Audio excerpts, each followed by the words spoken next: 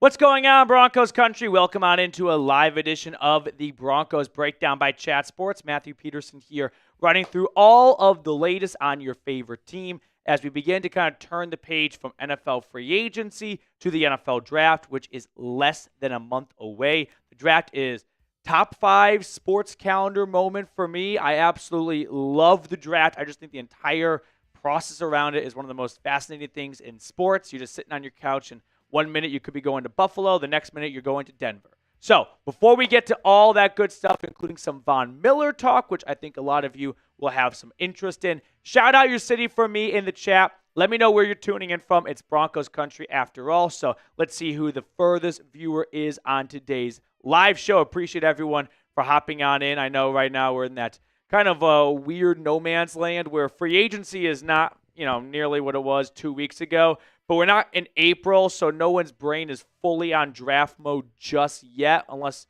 you're someone like me who has been on draft mode since January. But let me know where you're tuning in from. Thank you guys so much for watching.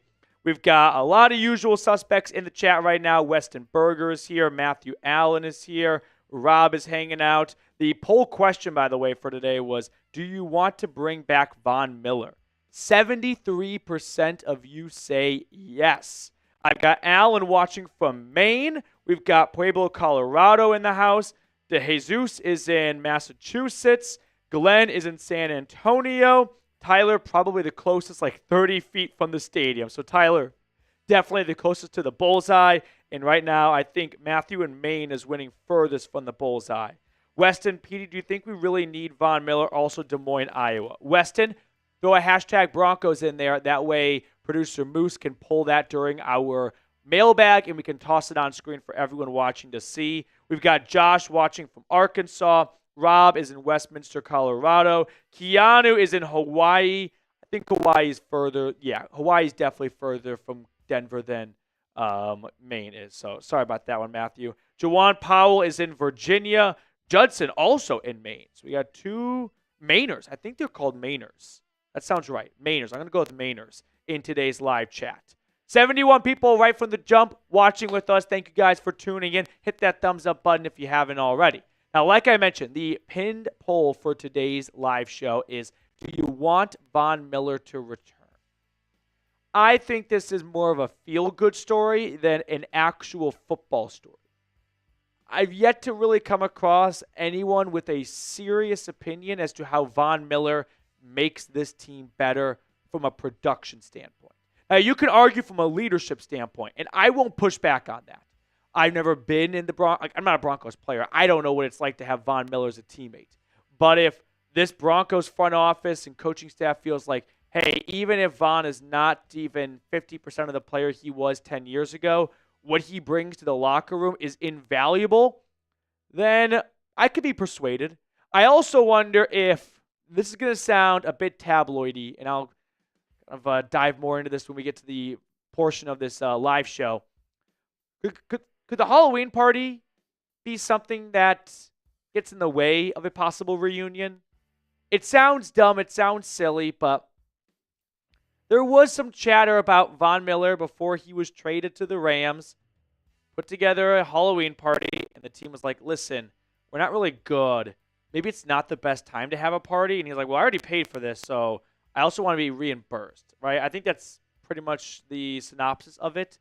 A lot of those guys aren't on the team anymore, so maybe he has no issue with the current locker room, but just something to think about, right? I say a lot of those guys, a good chunk, but there's still plenty left over from 2021 when he was traded mid-year to LA. Now, we do have a mailbag at the end of today's live show. Ask your questions right now using hashtag Broncos, or you can super chat. If you super chat, we toss it on screen for everyone watching to see. So if you want to have your take, your question, your idea shared for all of our viewers to see, super chat, we guarantee it goes on screen. Or if you're unable to super chat, that's not an issue at all. Just use hashtag Broncos, and producer Moose will pick his favorite questions and throw them on during our mailbag. So we're going to run through some of the Von Miller news and rumors coming up on today's episode or episodes, along with some draft targets. I figured this would be a good time to check out a new-ish crop of draft targets for Denver with free agency over and some of those roster needs fulfilled.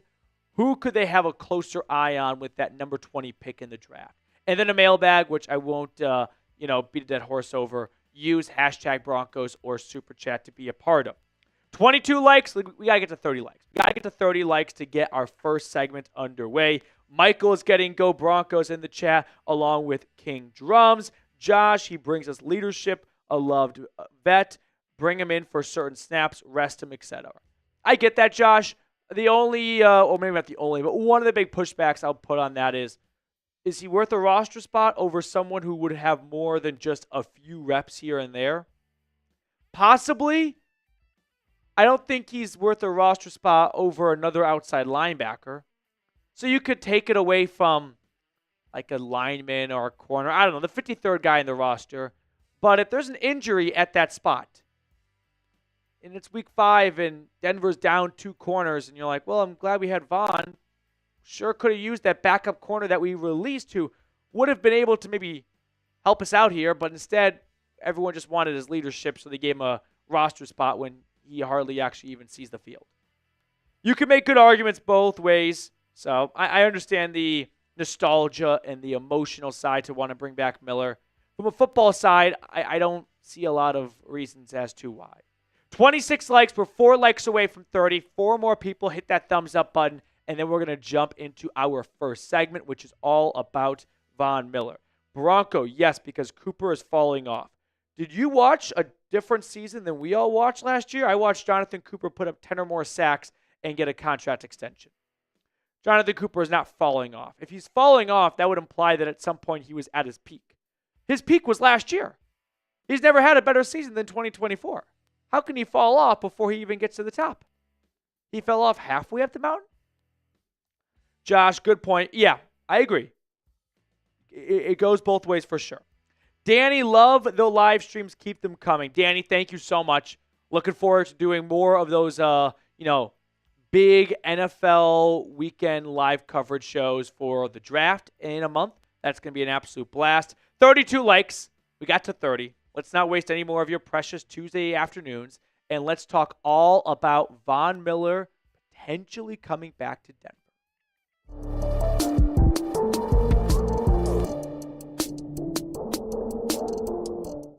Does Von Miller want to be a Bronco? He is in Mexico right now at some golf tournament fundraiser, and he hopped on the Up and Adams show with Kay Adams, who was talking to him about the tournament, asking who he's on the team with, and he goes, just Brandon McManus, Brett Rippon, Courtland Sutton, all former Broncos, one a current Bronco, and Kay Adams is like, it's a lot of Broncos.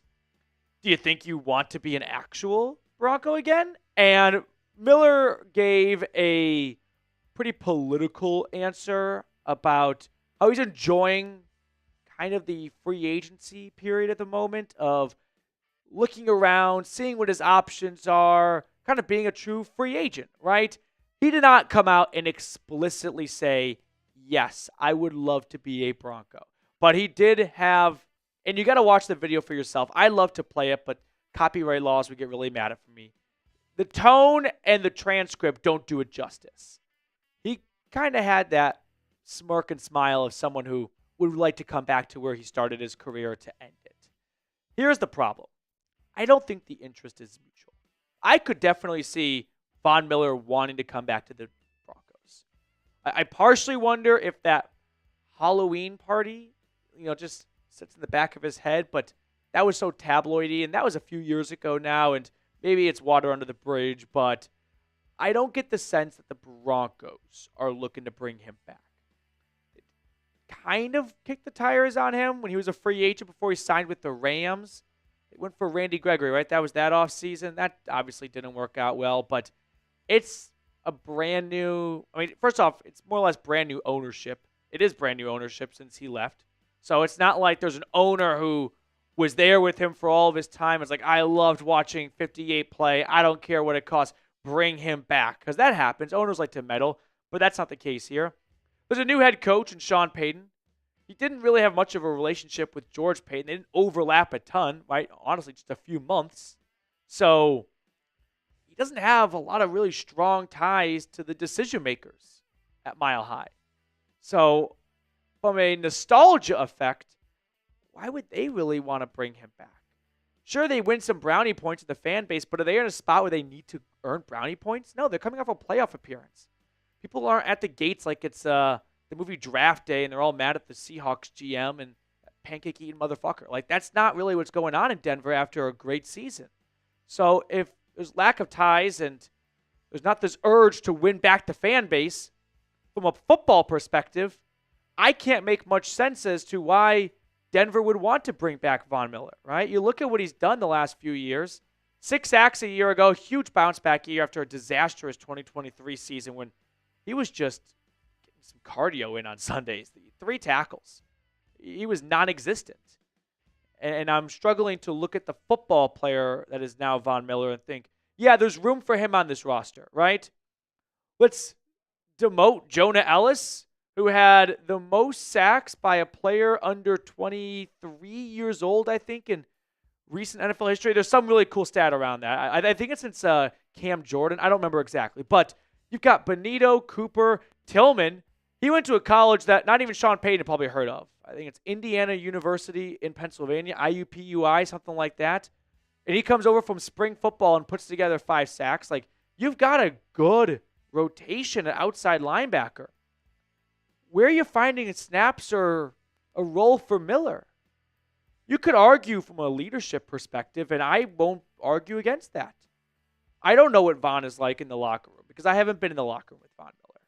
And if Denver feels like he's such a great influence that he's worth a spot on the 53-man roster, even if he gets 8 to 10 snaps a game, all right, I won't push back on that if they feel like he's that valuable of a leader.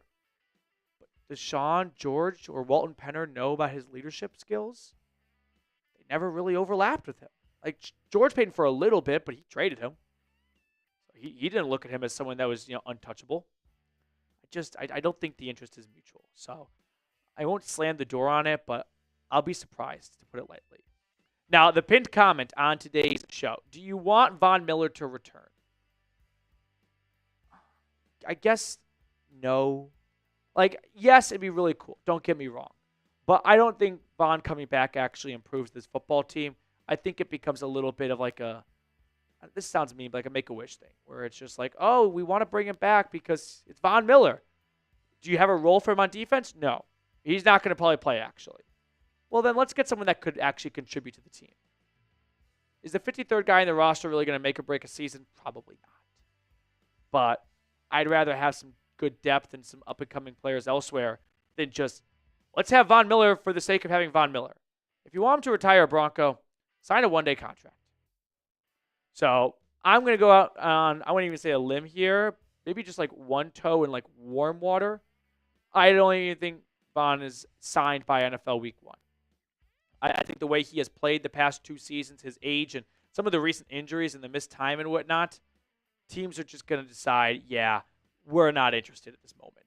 But if we have some injuries pop up, it's kind of like when you apply for a job and they tell you no, but they go, but you know what? If another position opens up, we're going to keep your resume on file. Like, yeah, that's not happening.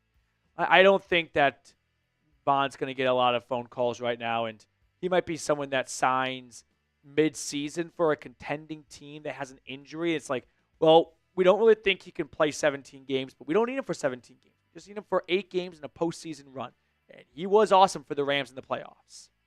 Now, before we move on to the other part of today's episode, the draft is right around the corner. I mean, it's less than a month away. So we're going to be breaking down some draft targets, some mock drafts, rumors, all that good stuff. But make sure to subscribe so you do not miss out on any of your favorite Broncos draft coverage. We're 18 away from not quite a milestone, but just like, what's like the term? Like the next base camp or next camp when you're climbing up Everest. Like we're just chipping our way up to the big 4-0 in subscribers. So I do need your help with that. Scroll on down and click that subscribe button. Now, a topic that I saw floating around Broncos Twitter today came from the guys over at DNVR who asked a nice thought-provoking question. How would you grade George Paton's tenure as the Broncos GM? So I thought we could discuss it on today's episode. Look at it first from as close as we can to a statistical standpoint, even though all of this is subjective, right? There's nothing objective about grading a GM. He did not rush for 1,000 yards or anything like that. But I will subjectively say here are some of George Paton's better moves. And maybe I'm missing one or two, but as a GM, you always grade them first and foremost, usually through the draft, and then free agency and trades. So he had some great draft picks. He's still, Pat Surtain, Quinn Miners, Nick Bonito, Jonathan Cooper. I'm looking at extension, incoming extension. 3 out of 4 picks in the last couple of years that all warranted longer time in Denver. Mike McGlinchey was given a huge contract, and maybe he wasn't quite worth every penny of that, but he has been a fine addition to this offensive line that was looking for some stability at right tackle for almost a decade. Zach Allen and DJ Jones, I thought, were really good additions to the defensive line, especially Allen. Now, I did put acquiring Sean Payton down there. No, George Paton probably did not drive the bus on getting Sean Payton. But I do think Sean Payton picked the Broncos in part because he felt like George was someone he could work with well. Why do I think that? Because George is still employed. If Sean Payton wanted this job and said, fire him or you don't get me, they probably fired George Paton. Because at the time, that would not have been an unpopular decision. Right? He had just traded for Russell Wilson, and Nathaniel Hackett was his head coach hiree. Flop, and I don't know how, but a bigger flop. So, George definitely had some role in Sean ending up in Denver. Maybe not a huge role, but I will give him some level of credit. But he's had some misses. Traded for Russell Wilson, which I'm not going to harp on the guy for because at the time, how many people thought that was a bad move? It was praised. It was celebrated. I think there were statue conversations. Giving him the extension was probably the bigger crime. Because he still had, I think, 2 years left on that contract. And they gave him an extension before he played a snap. And that was the mistake. Well, both were mistakes. That was probably the bigger mistake that was more avoidable. Then hiring the Hackett was an absolute failure. I would love to be a fly on the wall for some of these head coach interviews because I think we often think of the interviews as, so you were the offensive coordinator for the Packers. They averaged 25 points. They ranked 7th in scoring. You're very good at your job. We'll hire you now. A lot of these interviews are just like, who are you as a person? Like, let us get to know you. Is this someone we think can lead our team and take us to the promised land? And that was just a horrible, horrible evaluation because Hackett seemed like he was way in over his head. So overall, my grade for Payton, I'll give him a B-. Probably a little bit on the generous side because, well, he's had some great draft picks. Surtain, Miners, Bonito, Cooper. Making the trade and extension and the hiring of Hackett, those have to outweigh a couple of draft picks. Those are just more important to a team, right? Let me ask you this. Would you rather have Russell Wilson and Nathaniel Hackett be an incredible duo or have Surtain, Miners, Bonito, and Cooper be as good as they are? I think teams would rather have the head coach GM partnership be exquisite. That's how much more valuable it is than a good corner, lineman, and 2 edge rushers. So I'm going to put him at a B-, and that's, I think, being a bit generous because he's had plenty of hits, but I think it's clear that he has done a better job with Sean Payton there and the two of them working more in tandem because a lot of these recent transactions, it's hard to pinpoint like Talanoa Hufanga. Is that a Sean Payton signing or a George Payton signing? You know what I mean? I'm sure there's a combination of the two, but I think with Payton's arrival, Sean, done a very good job of building up the roster. And while these draft picks look good by George, I think a lot of work was done by Sean to develop those players. Now, before we sign off, 2 quick things. One, as always, go check out chatsports.com/DEN hat. This winter hat is 70% off. They have a whole bunch of other Broncos gear on clearance as well. Shirts, polos, jerseys. So go to chatsports.com/DEN hat. I put that link in the comments and description of today's video. Also, let's name a random blank. Let's name a random Broncos head coach. If you don't know, at the end of the videos, we do name a random something just to kind of keep it light during the offseason, and we'll see if you and I say the same thing. So I've got mine. I'm going to count down 5, 4, 3, 2, 1. Wade Phillips. Forgotten Broncos head coach back in the 90s, but I'll go with Wade Phillips. Let me know who you said down in the comment section. Thank you guys so much for tuning in. I hope you enjoyed today's episode. If you did, give us a like, comment, subscribe, share, all the cliches, and I'll see everyone later. All right, which head coach did you guys say? Did I get anyone with Wade Phillips? I know the chat's got a little bit of a delay to it. Danny, what would Vaughn cost? That's a good question, Danny. Let's answer that during our mailbag. And good job using hashtag Broncos. I love it. Ashton, I think the Broncos will win a Super Bowl in 2026. What do y'all think?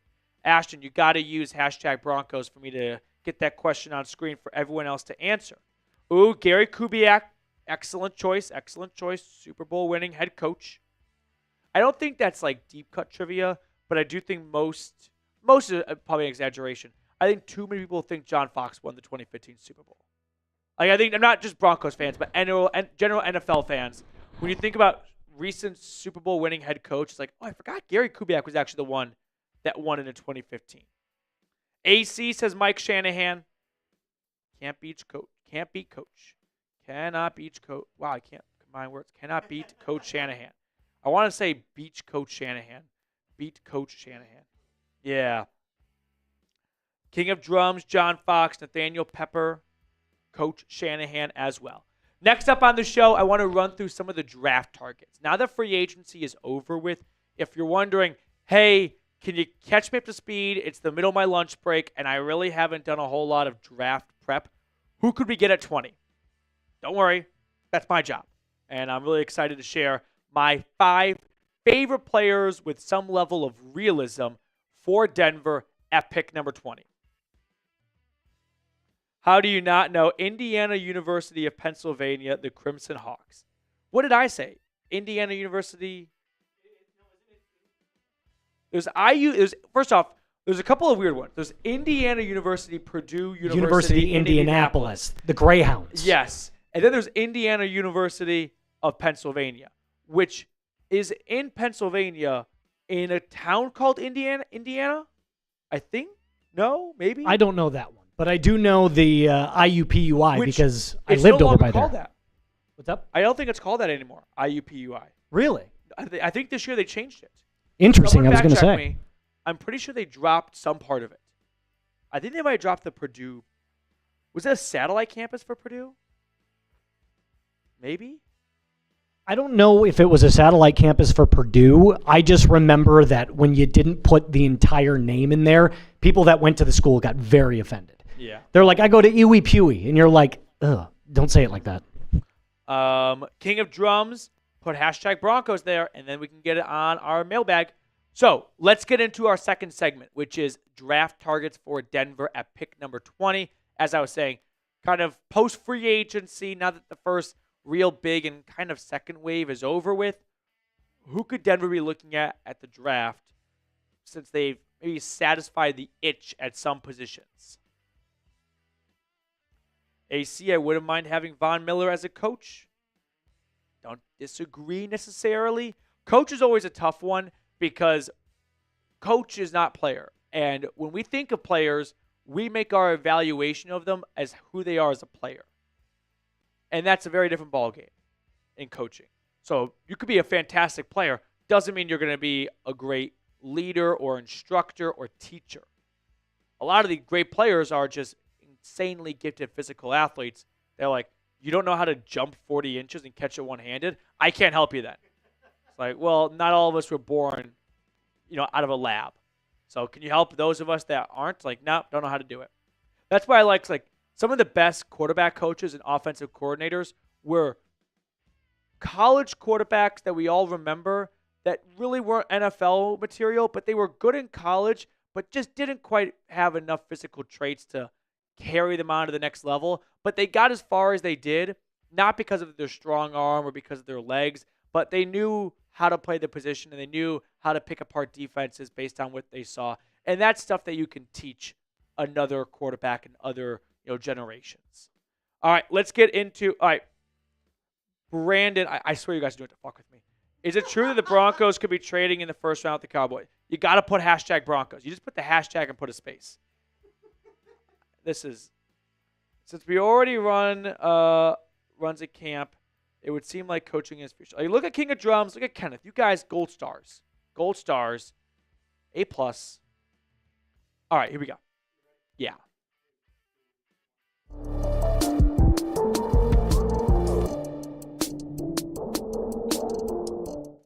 What's going on, Broncos country? Welcome on into the Broncos Breakdown. On today's episode, I want to run through some draft targets for the Denver Broncos with free agency somewhat in the rearview mirror. It's not completely over with, but we can all agree that the big fun first and kind of second wave have passed now. So the Broncos have filled a couple of roster holes. They have made a handful of signings. How did that impact their draft strategy at pick number 20? Who could they be targeting now that they have fulfilled some needs? You can look at all the signings they made so far, like they bring back DJ Jones. That might decrease the likelihood of going defensive tackle in the draft since they brought back their starting nose tackle on a 3-year deal. Oh, they're going to take a safety. I don't know, Jim. They just signed Talanoa Hufanga. All right, how about that UCLA linebacker? Maybe, but they just invested in Dre Greenlaw. So a couple of the more, tight end, how can I forget? Well, Evan Ingram, maybe it's not as dire of a need. But you might notice that one position that the Broncos definitely needed to address was not addressed so far in free agency. So we're going to talk about top 5 draft targets for Denver after free agency. Let me start by saying these two are my dream targets right here. Ashton Jeanty and Tyler Warren. If either one is there at 20, you run it in and you pop champagne. I don't expect either one to be there at 20. It is the draft. Expect the unexpected, right? Bo Callahan thought he was going to go first overall. Didn't happen. I would be honestly somewhat surprised at this stage if either one escaped the top 10. It's because it's not a very strong draft class, and these two guys are as close to surefire things as they get. So a team like the Raiders or the Jets, who need running back and tight end help, might decide, hey, it's not really common practice to take a running back or tight end top 10, but instead of reaching on a more traditional cornerstone piece, let's go get a guy we're confident in that is going to be a great football player. And we don't have to sweat out this outside linebacker or this offensive tackle being the real deal for us. So these are dream targets. Let's kind of put them to the side, and let's look at more realistic targets at 20. And I'll put them in order of my preference.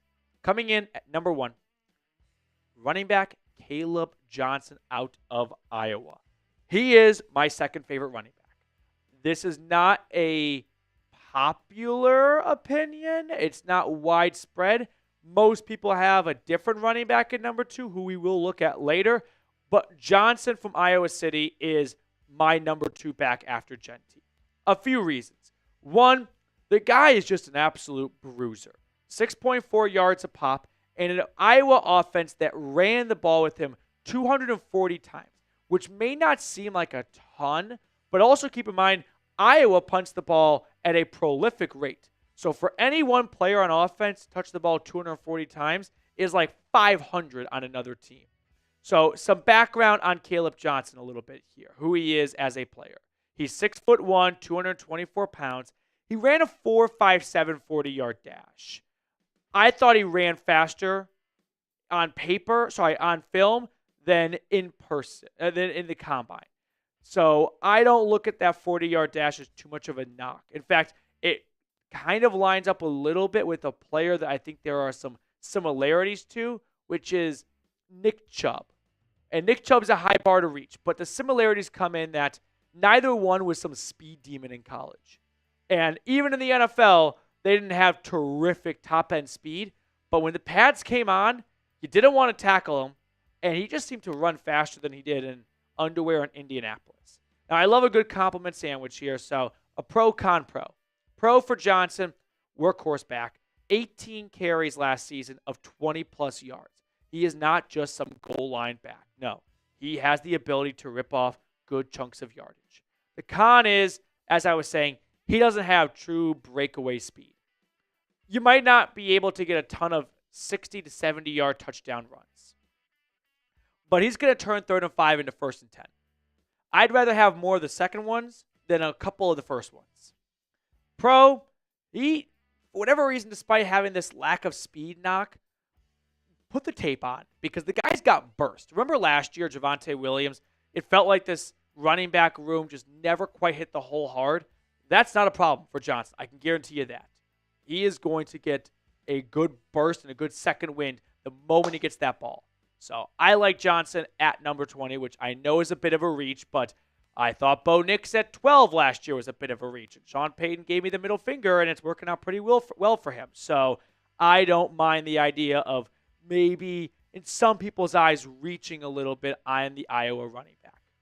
And before we look at 2 through 5, help us reach 500 likes. We have not accomplished that number in likes in a little bit here, and I'm trying to get my boss to give us a little bit more studio time and producer help so we can get more content out. And likes is always a metric they look at when evaluating channels and where resources should go. So if you haven't yet, scroll on down. It'd be a big favor to me if you could like the video. Coming in at number 2, I'm going to go with tight end Colston Loveland out of Michigan. You could argue to flip-flop Loveland and Johnson, and I really wouldn't have much of an issue with it. I went Johnson at 1 for how big of a need running back is for the Broncos. Whereas Loveland, I think, could fall to 2 with that Evan Ingram signing. He is one of the best pass-catching tight ends the last couple of drafts. I won't go too hyperbolic with it and say he's the best one we've ever seen. No, like guys like Kyle Pitts coming out were much more in that territory. But pro-con pro for the Michigan Wolverine, the catch radius. The guy is 6'6", and he plays like it. If it's in the vicinity, he's getting 2 hands on it. So he is going to be a quarterback's best friend. Now, he's not the greatest run blocker. That's fine with me. Very few tight ends coming out are good at run blocking. But you can line him up in a handful of spots in the backfield, out wide. And what word does that remind you of? J, anyone? Enter the R? Joker? That's something that I think Sean Payton could have an affinity towards. Now, I'm not 100% absolute that Loveland will be there at 20. If Warren goes top 10, a team that was eyeing Warren like 10 through 15 might have to pivot to Loveland. So Johnson, I believe, will be there at 20 with near certainty. Loveland, I won't say it's 50-50. I'd say it's like 70-30 in terms of likelihood he falls to pick 20.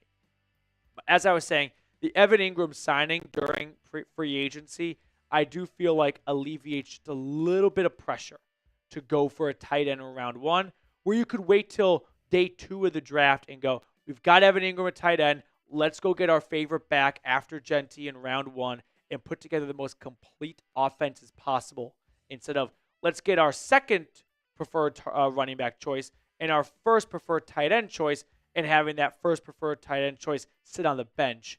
And the running back is our second or third option is in a much larger role. Before we look at 3 through 5, quick shout out to our friends over at Prize Picks.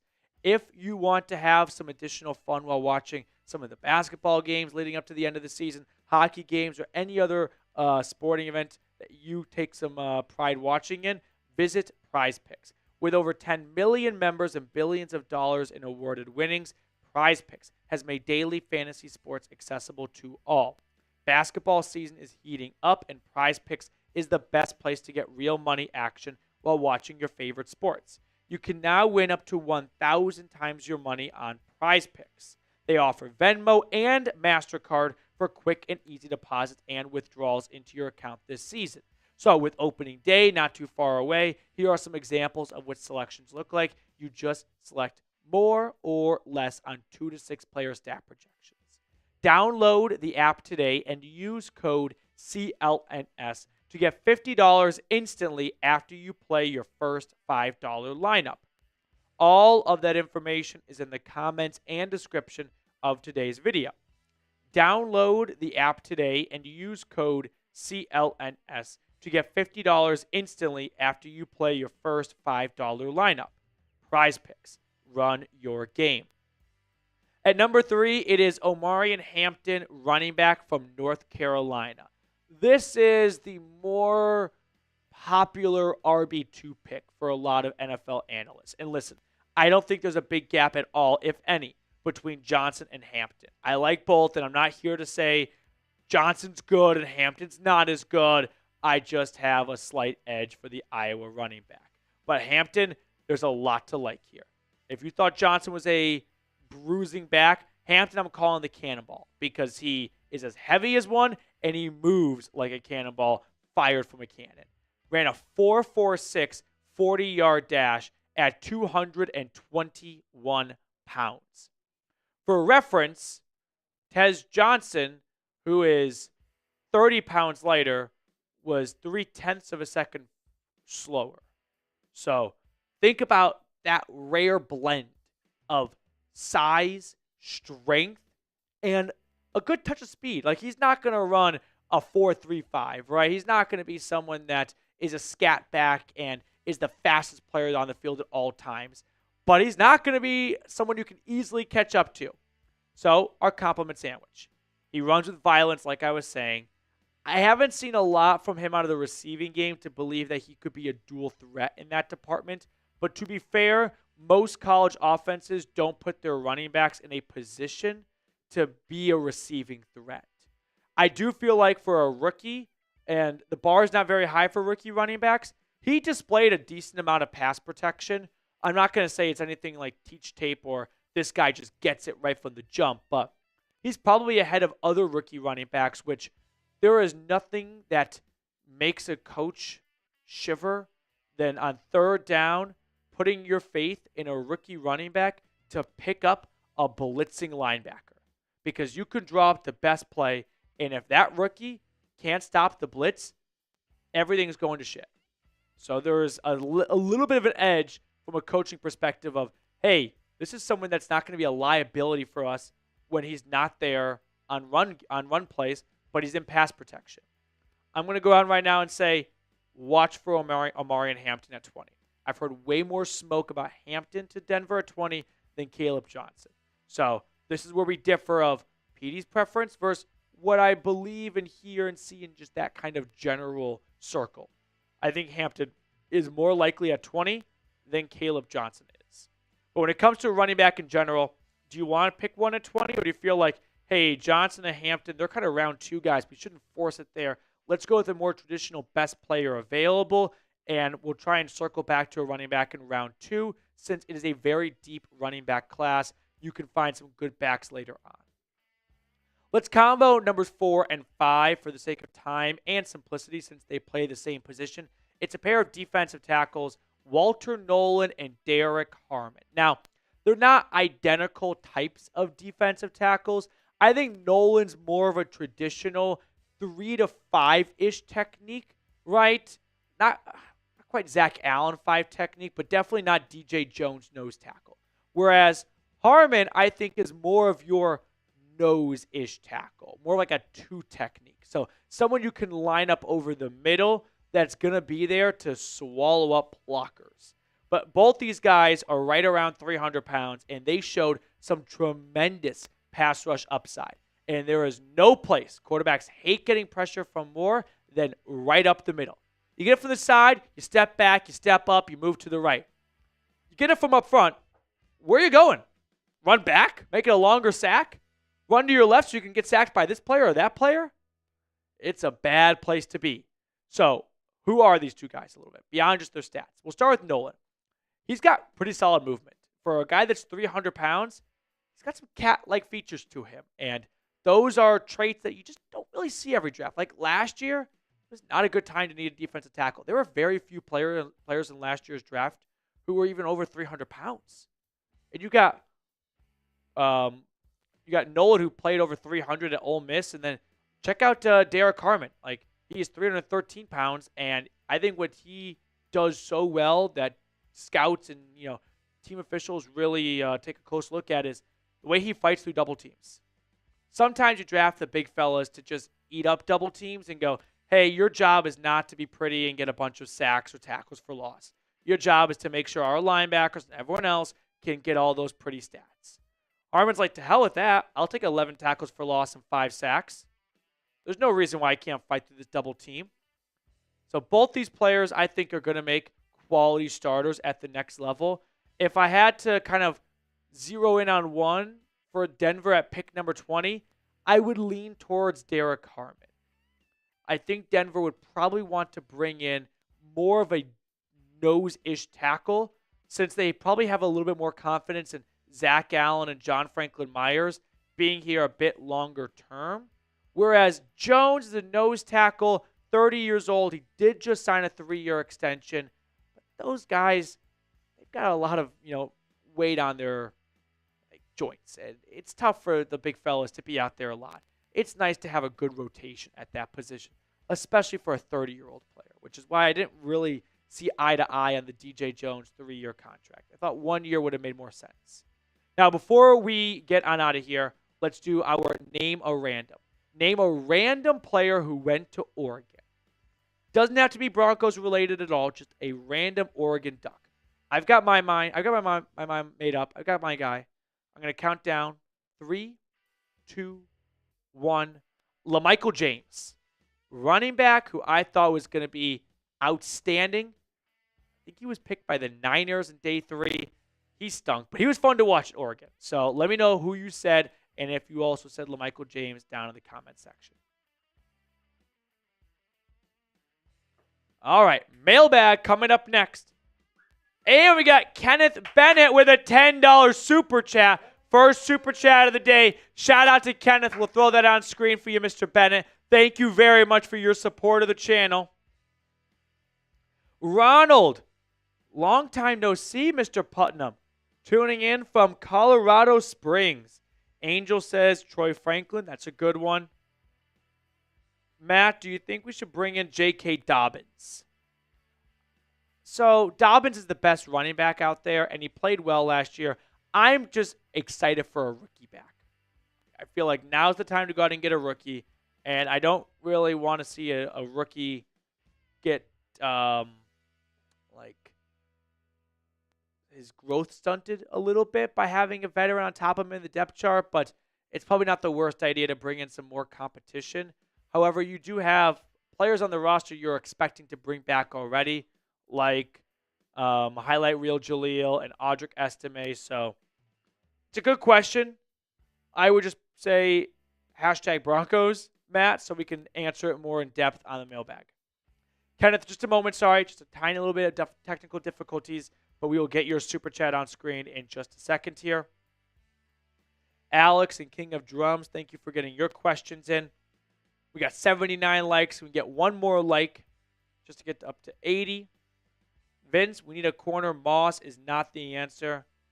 Why the hate for Riley Moss? The guy plays, starts his first time in the NFL in year 2, and wow, we learned how valuable he was when he went down. You want to know how good Riley Moss was? They brought him back before he was done with that injury because they could not live without him in the secondary. I disagree wholeheartedly with that. Weston's tuning in from Des Moines, Iowa. Tough time for the Drake Bulldogs. They've had 3 coaches just get poached. Okay.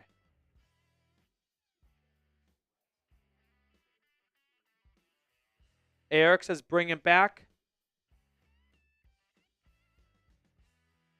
Alex Hunt, we got Golden. I can't read that one. Yeah, King of Drums. I agree. Why hate Riley Moss? He only had 1 bad game against the Bengals. And that was his first game back. And I think it was very clear, you're coming back from an injury and you have to go up against T. Higgins. That is not going to be a fun matchup. Like Cooper DeJean, I remember after the Super Bowl, he went on Part of My Take. And they asked him, which receiver kind of gave you the works? And I'm trying to remember who he said. But it was not an answer I really expected. I'm just going to run through the schedule a little bit. And I was like, well, that's a guy who had a phenomenal rookie campaign. And even he had a bad day. So the bar can't be that high. Who did Cooper DeJean say? Yeah, that was a bit of a never-ending nightmare working on him. I think it might have been Jerry Jeudy from the Browns. Right? Any other AWLs are out there? Who am I thinking of? But now we're really getting off down the... Oh, no, it was Adam Thielen from the Panthers. He was like, Adam Thielen humbled me. And I was like, you got a rookie receiver just getting, toyed around with by old man Thielen. and he still had a phenomenal season. So, no, I can't make up my mind on or make a conclusion based off one bad game. And the fact I've gone this far into the conversation is ridiculous. Kenneth, I promise we're going to get that super chat on screen. Just a little bit of technical issues, but don't worry. We're going to get them sorted out. All right. While Reed works on that part, you want to make sure we got all the questions ready for the mailbag? Okay. And we might Make have sure to... you use hashtag Broncos. Yeah, got to use hashtag Broncos. The reason being is our software scans the chat for hashtag Broncos. And if you put a question without that as is on screen, then it can't find it and it can't pull it to put on screen for everyone watching to see. 120 people tuned in at the moment. Thank you all so much for hanging out with us this Tuesday afternoon. 82 likes. Hit that thumbs up button if you haven't already. Just trying to get Kenneth Grant super chat on screen, and then we can start our mailbag. Dalton's in the chat. Bring back Von Miller as a linebackers coach. They do need a new linebackers coach, right?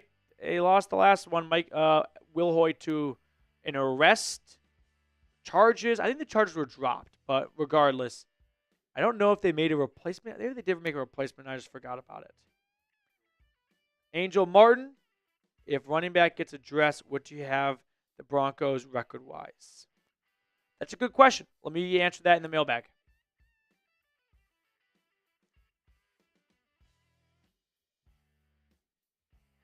Okay. Just a second. Mr. Kenneth Bennett. I was about to say Kenneth Grant from Michigan. Time Man the Buckeye. Very nice of you to join us. I know you're a busy man. You graduated from us. All right. Kenneth, I got great news. Your super chat is coming on screen in 5, 4, 2, 1. Kenneth Bennett, ladies and gentlemen, thank you very much for your $10 super chat. Everyone show Kenneth some love in the chat for supporting the channel. Thank you very much, Kenneth. Cannot say enough how much this support means to me, and you have no idea how a super chat goes a long way to really grow the channel and get you guys more content. So thank you for your support. Hope you enjoy all the content we provide. Shout out to Mr. Bennett, everyone. Okay, let's get into our mailbag. If you have any questions, super chat right now to skip the line and guarantee it gets on screen for everyone watching to see. Here we go. Mailbag time.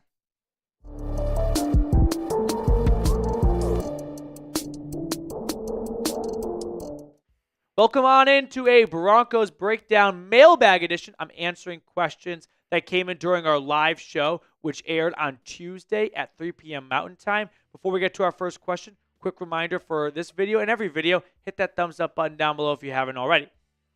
Angel Martin, first question. If running back gets addressed, what do you have the Broncos going record-wise? Let's say they address running back with either Kaleb Johnson or Omarion Hampton. I still think they are around a 10-17, which I know some people feel like that is not a big enough improvement from last year. I also feel like a lot of AFC teams improved, right? The Raiders became somewhat more competent by bringing in an actual head coach. The Chiefs are not going to go away. Harbaugh and the Chargers with year 2 under him, they're going to have more of that Harbaugh culture. And, well, they swept Denver last year. So I'm going to stick with 10-7 for Denver in 2025. Alex Hunt, thinking Vaughn could come back and be a great bridge leader. Like DeMarcus Ware was for Vaughn. The question is, does he even make the team with a competitive roster like our edge? Let me ask you this question, Alex, and everyone else watching. If Von Miller played a decade for the Cincinnati Bengals, would we be talking about him right now? No, we wouldn't. We're talking about him because he's a Broncos legend, and it'd be a nice storybook ending for him to come back to Denver.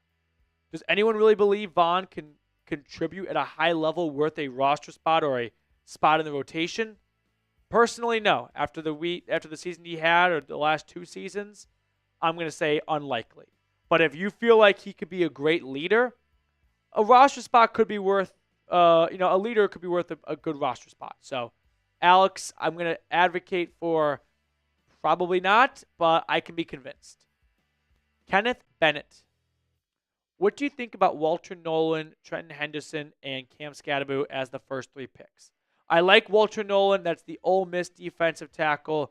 I really think that Denver could look to investing in the interior defensive line if they can't get their preferred running back or tight end in round one. Cam Scatterboot, circling back to him later on, I don't think he's going to be, this is going to sound mean. The tough thing about the draft is if you come across as like a Grinch towards players, you just sound like a hater. But if I was a hater for some of the bad picks over the last few years, it wouldn't sound bad right now. But during the draft, I'd sound like an absolute Debbie Downer. I don't think Cam is going to translate to the NFL as well as we think he will be. I think he's going to be best preserved as a college football player, and it's not going to pan out for him well in the NFL. Aiden, how many running backs do you think we should draft? I'd go with one. You drafted one last year in estimate. Have you given up on him already? Probably not. So you got him. You've got one rookie this year, and then that leaves Tyler Bidet, Blake Watson, and Jaleel McLaughlin battling for that third RB spot. If you want to take 4 running backs, then you could draft 2. But if you draft 2 running backs and you're going to keep Estime, you want 4 backs? And if so, which of the 4 are you going to keep? McLaughlin, Bidet, those are the 2 leading candidates in my eyes. Smile high. Any chance the Broncos trade for Brandon Ayuk? I have seen some chatter about the Niners being interested in moving Ayuk, which is crazy to think about because they just gave him a contract extension. He's coming off a torn ACL and MCL, and a lot of people in Broncos country wanted Denver to get Cooper Kupp. They wanted them to get a different receiver, and the Broncos have not made any notable receiver acquisition. I don't think Brandon Ayuk is going to change that. I don't think Brandon Ayuk, player coming off a major knee injury, someone who I don't get the sense would be a good Sean Payton locker room fit, is a player the Broncos want to trade valuable draft capital for and take on the remaining years and guaranteed money in his contract. So I would put the probability of Ayuk coming to Denver very, very low, and it's a trade that I could do without, to be honest with you. For the Broncos. Other teams, I could see it making more sense. For Denver, unless you can get him for, pennies on the dollar, I'd pass. So now I want to hear from you. Do you think it'd be a good idea for the Broncos to trade for Brandon Ayuk? Give me a yes or give me a no. I'll say no. I could see other teams being like, hey, we could take a risk right now. For Denver, I just don't think the fit with Sean Payton is right. King of Drums. What is your favorite Denver Broncos head coach of all time? Because mine is Gary Kubiak, and I also love Mike Shanahan too. For me, it's probably a tie. I'd go between Nathaniel Hackett and Josh McDaniels. Just some great, brilliant, offensive-minded people that were terrific leaders. They played the game the right way. They never cut corners, no cheating. In the offseason, they, prioritized proper workouts, and they are just people that all other coaches in Denver history should try to emulate. Juwan Powell.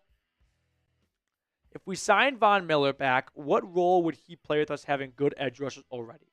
I think he'd play the role of if an injury pops up on the first guy you call, and if you want an additional pass rusher on 3rd and 15, I can give someone a breather. I could hop in and just help out 5 to 10 snaps. But even in that situation there, I'm comfortable with Jonah Ellis having that role. I want to see him develop more. I don't want to see him, sit on the sideline because, we got to play Von. We signed him. Yeah, but he's not the future. Jonah Ellis, I think, could be a huge part of this defense for years to come. We got another question coming in from Folksy Prince. If you could bring in any player for the Broncos, who would you choose? Okay. These are questions that you're in the peak of the offseason for.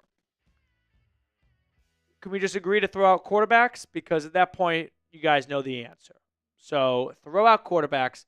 Man, if I could, pick up a player and place him on Denver's roster at a position of need, like obviously Justin Jefferson would be sick, right? Or Jamar Chase. Maybe like Saquon Barkley, but maybe I decide to go younger. Jamar Chase on Denver would be chills. AC. I believe that running back LaQuint Allen could be a later round value as an insurance policy. What do you think? I'm not really caught to speed on LeQuint Allen. So this gives me some homework for the weekend, and I can give you a better answer on Allen as we get closer to the draft. But no, I won't lie to you and just pretend to know who he is. I'm not going to go full Stephen A. And was it Hunter Henry with the Chargers? He's like, he's having a great year. It's like, oh, does Stephen A. know? He kind of got injured a while ago. Yeah. AC, appreciate the question, though. I'm sorry I don't have a better response. King of Drums, do you think maybe if we didn't get a star running back, instead we could draft Trevor Etienne or Montrell Johnson Jr.? I really hope that by the end of the first 2 days of the draft, the Broncos are not still searching for a running back. I'd be very hard-pressed to find a way to say, yeah, Denver's done a good job so far. And that's when these guys are going to go. So I don't want to go down that route. They better walk away with the back after the first 3 rounds of the draft. All right, before we sign off, make sure you subscribe to the channel. If you haven't yet, scroll on down, click that sub button. Appreciate everyone for tuning in, joining today's mailbag. I do think we have a quick offer for our friends over from Fanatics, Mr. Moose. So we're going to tell them all about that, and then we can sign off and get on out of here. But if you are looking for some Broncos gear, go check out chatsports.com/DEN hat. They've got more than this hat. This hat's just an example of what they have. It's 70% off. I know it's warming up, but trust me, in the fall and winter, you'll thank old you for getting this awesome hat, which is usually around $40 for less than $10. So check it out. I put this link in the comments and description of today's video. That's going to do it for us on today's mailbag. Subscribe, like the video on your way out the door, and I'll see everyone tomorrow. All right. A lot of no's on the Brandon Ayuk front. Almost a complete consensus of no's. I know there's going to be someone who did not pick up on the sarcasm with my favorite 2 coaches' response, and they're going to be livid. I already know it. There's going to be a comment that's like, this guy doesn't even know what he's talking about. It's like, well, the joke is right above your head. Do you even know ball, dude? Yeah, exactly. Come on. I do. I mean, listen, I am of the mindset that if this is going to sound a bit egotistical of me, if you're in the entertainment industry, which I don't think we can call this the entertainment industry, but if you're in the internet industry, you got to take the negativity with the territory. So if you want to make a living on the internet and people want to make fun of you in the comment section, I don't think you can get super butthurt and in your feels. Just get a different job then, because that's the life of an internet personality, right? Is there will be people that have mean comments, and I wouldn't even say I laugh them off. It's just like I expect that, right? The same goes for like, who was I just talking to about this with? If you are in, I can't remember the exact conversation, but if you're in the professional sports industry, you're there to be entertaining. And so if people are not entertained, they're going to be mad. And I don't think you can equate it to, I don't go to your office and boo. Yeah, but you don't expect an accountant to be entertaining. You can boo your accountant if they get your taxes wrong. But I expect the quarterback to entertain me. And I'm going to pay a lot of money for you to entertain me. And if you don't, I'm going to boo you. I think that comes to the territory of you're in this line of work. So that's that a little bit.